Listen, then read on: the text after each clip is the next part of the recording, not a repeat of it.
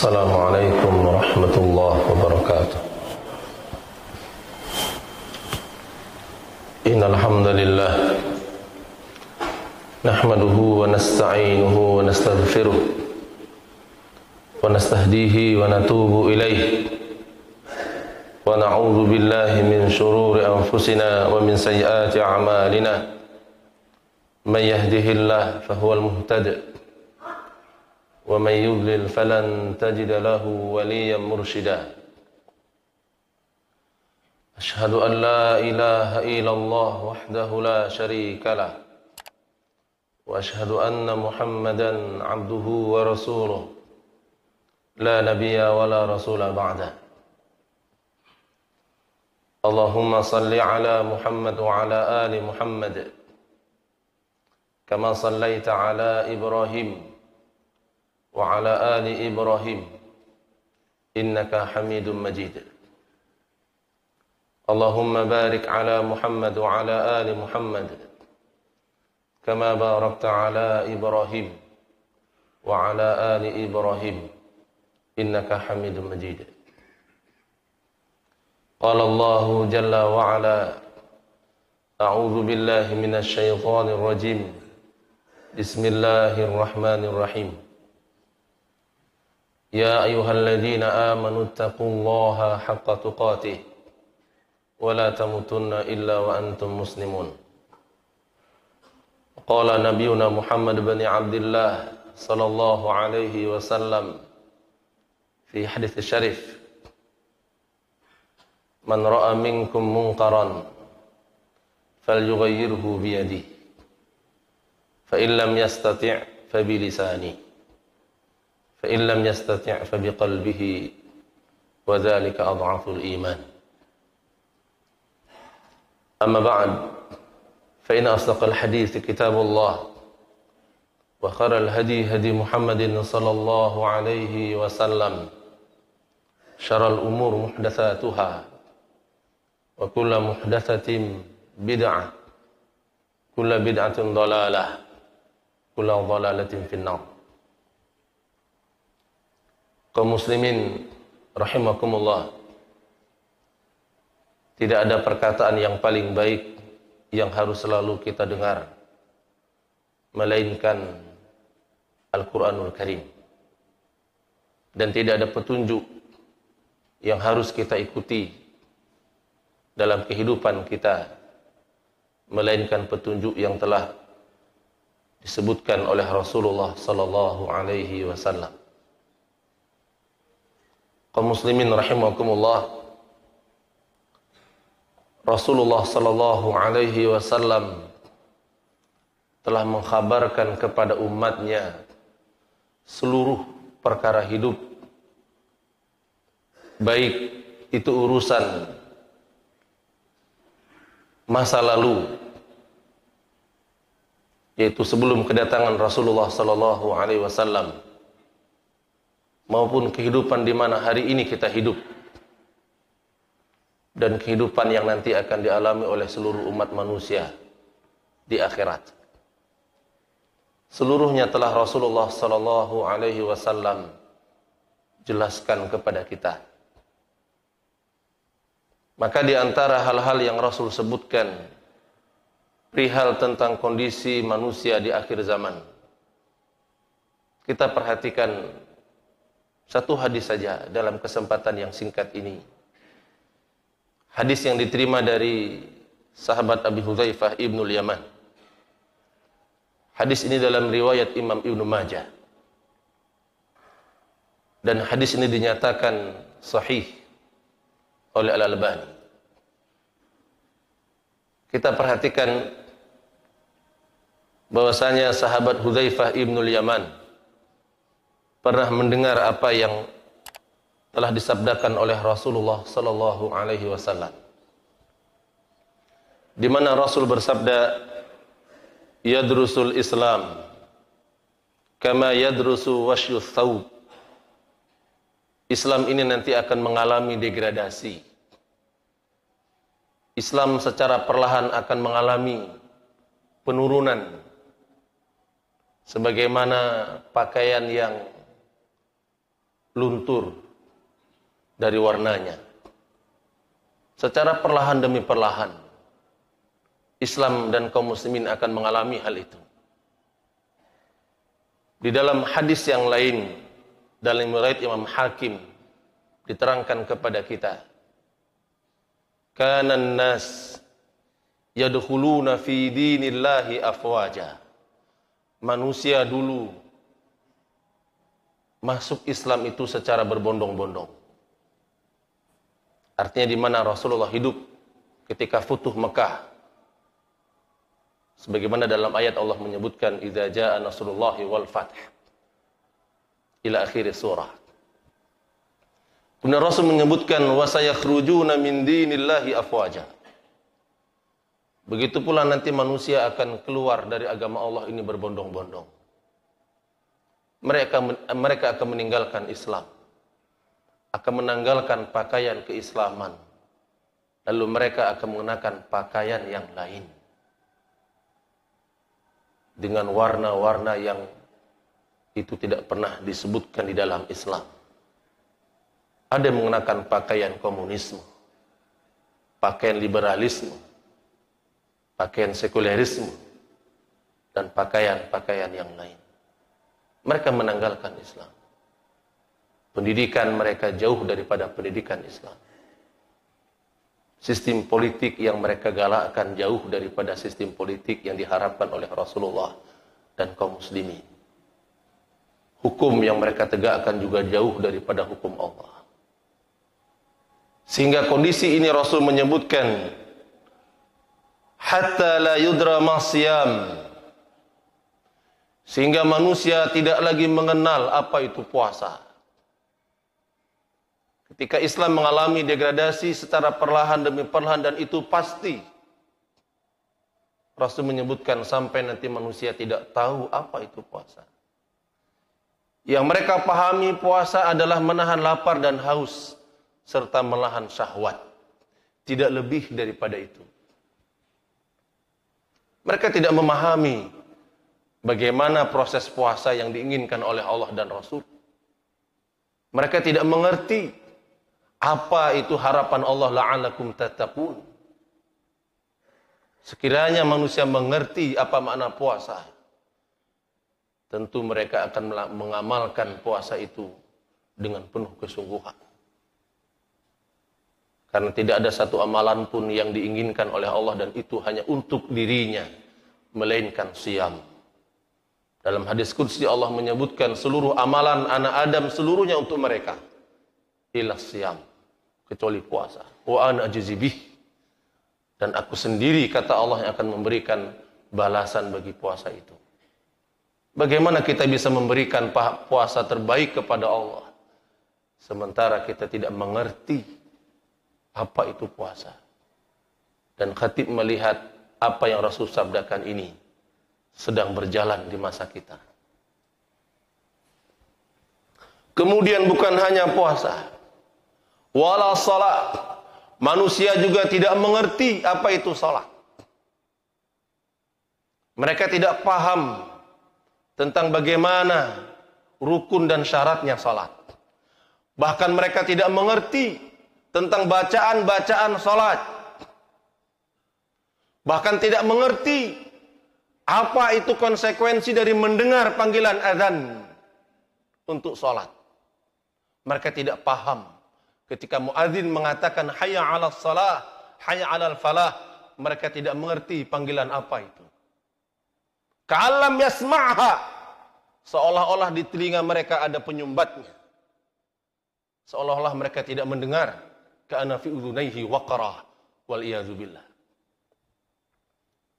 Dalam riwayat Imam Ibnu Abi Syaibah diterangkan, meskipun derajat hadis ini masih diperselisihkan oleh para ulama, ketika turun ayat Allah, fakhalafa min ba'dihim khalfun adha'us shalah wa taba'us syahawat fasawfa yalqauna ghayya.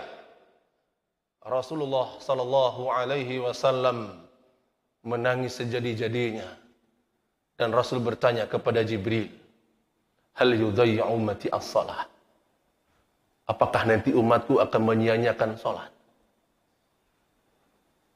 Jibril mengatakan, na'am. Umatmu nanti akan menyia-nyiakan salat. Wa yuakhiruna salata an mawaqitiha. Mereka akan mengakhirkan waktu salat. Wa yudayyi'unaha. Mereka juga akan melalaikan salat-salat itu. Dinarun indahum khairun min salatihim. Harta lebih berharga bagi mereka daripada salat. Pekerjaan lebih mulia daripada salat. Perdagangan lebih mulia daripada salat. Rapat-rapat mereka lebih berharga daripada salat. Dunia lebih berharga daripada salat yang harus mereka tegakkan di awal waktu. Ibnu Umar bertanya kepada Rasulullah, "Ya Rasulullah, ayu amalin yuqarribuni ilal jannah?" Amal apa yang akan mendekatkan diriku kepada surga? Rasul mengatakan, as-salatu ala miqatiha. Salat tepat pada waktunya. Kemudian bukan hanya salat, Rasul juga mengatakan, wala nusukun wala sadaqah. Mereka juga tidak paham apa itu manasik haji dan umrah, mereka tidak mengerti. Sehingga banyak di antara kaum muslimin yang mereka berulang kali pergi ke tanah suci, tidak menyisakan sedikit pun dari apa yang mereka lakukan di sana, melainkan hanya rekreasi. Waliyadzubillah. Mereka juga tidak mengerti apa itu sedekah, apa itu zakat. Sehingga banyak di antara kaum muslimin manusia akhir zaman yang mereka dengan begitu ringan tahun ini meninggalkan zakat. Padahal mereka wajib zakat. Mereka tidak mengerti berapa nisab yang harus mereka keluarkan. Dan mereka tidak mau bertanya kepada ahli ilmu. Wallahi, sekiranya hari ini kita hidup di masa Abu Bakar As-Siddiq radhiyallahu taala anhu hidup, demi Allah kita akan diperangi. Demi Allah kita termasuk orang yang akan dibunuh ketika kita tidak mengeluarkan zakat.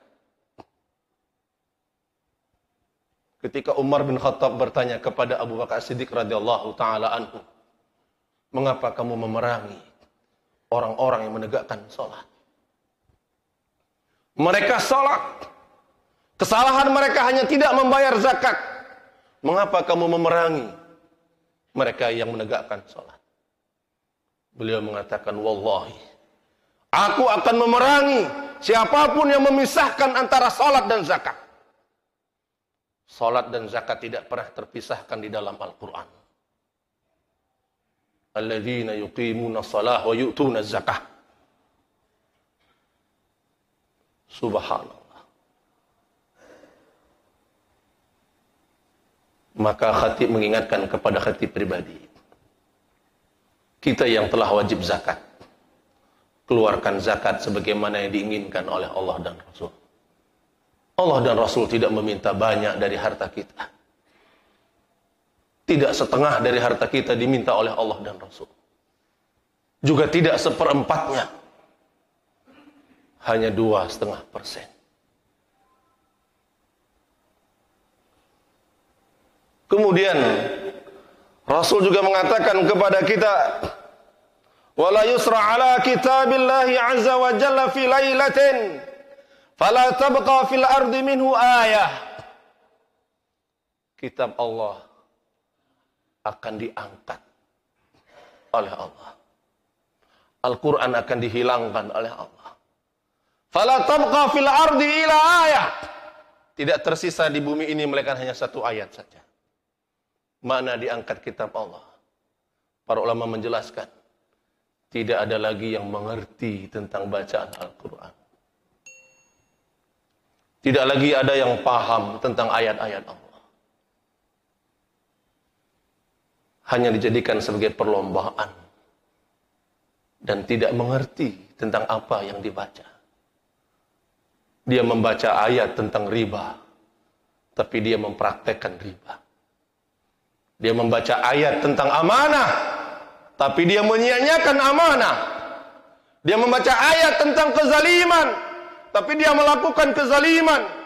Dia membaca ayat tentang wajibnya menegakkan sholat, dia pun dengan mudahnya meninggalkan sholat. Nas'alullah al-afwa wassalam. Semoga Allah memaafkan kesalahan kita. Kemudian kita perhatikan, ada salah seorang, kemudian Rasul mengatakan berikutnya, wa tabqa tawaifu minan nasi asy-syaikhul kabir wal ajuz yaquluna adrakna aba'ana ala hadhil kalimah la ilaha illallah fa nahnu naquluha.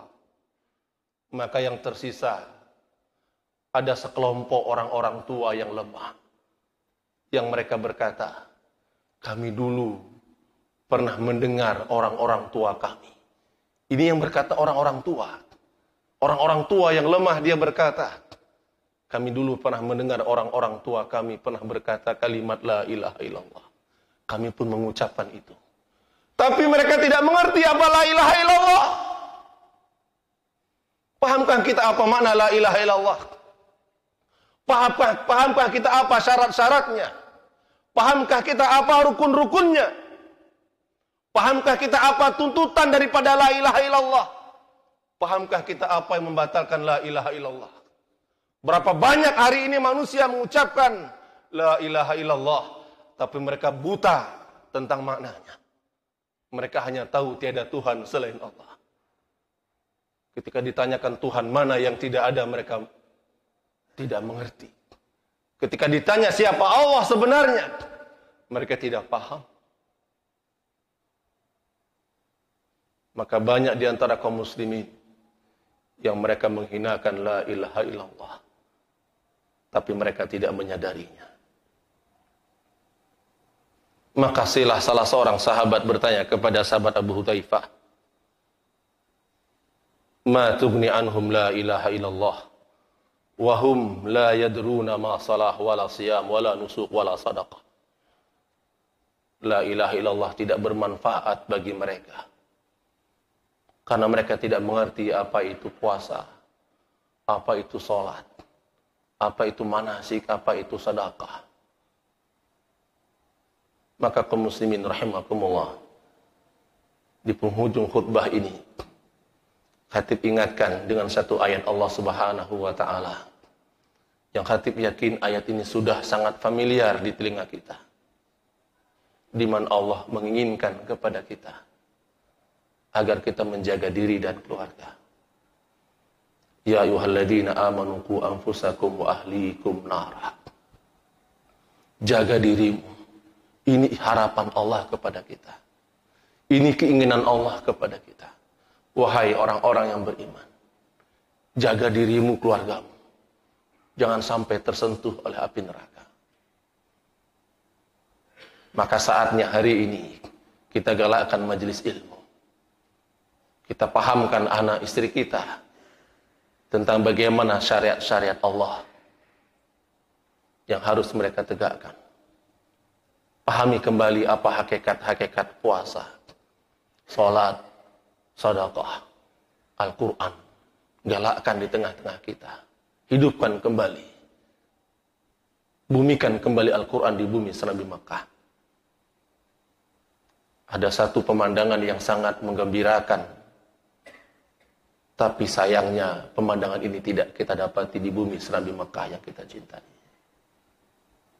Khatib melihat pemandangan ini belum khatib dapati, di mana orang-orang tua berkumpul berhalaqah di satu masjid. Mereka yang sebelumnya tidak mengerti huruf-huruf hijaiyah, mereka belajar huruf hijaiyah. Mereka mulai dari dasar tanpa rasa malu. Di halaqah yang lain mereka mulai membaca Al-Quran. Di halaqah yang lain mereka mulai memperbagus bacaan Al-Quran. Di halaqah yang lain mereka mulai menghafal, menyetorkan hafalan Al-Quran. Dan ini belum kita dapati di bumi ini. Semoga kita bisa memulainya. Semoga kita menggalakkan kembali Al-Quran. Wallahi, Al-Quran bukan untuk anak kita. Al-Quran berbicara untuk kita. Al-Quran hujjatun laka au alaika. sekiranya kita meninggalkan Al-Quran, Allah akan mendatangkan manusia yang lain yang Allah cintai, yang akan memperhatikan Al-Quran.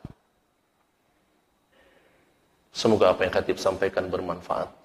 Fa'tabiru ya ulil absar la'alakum turhamun.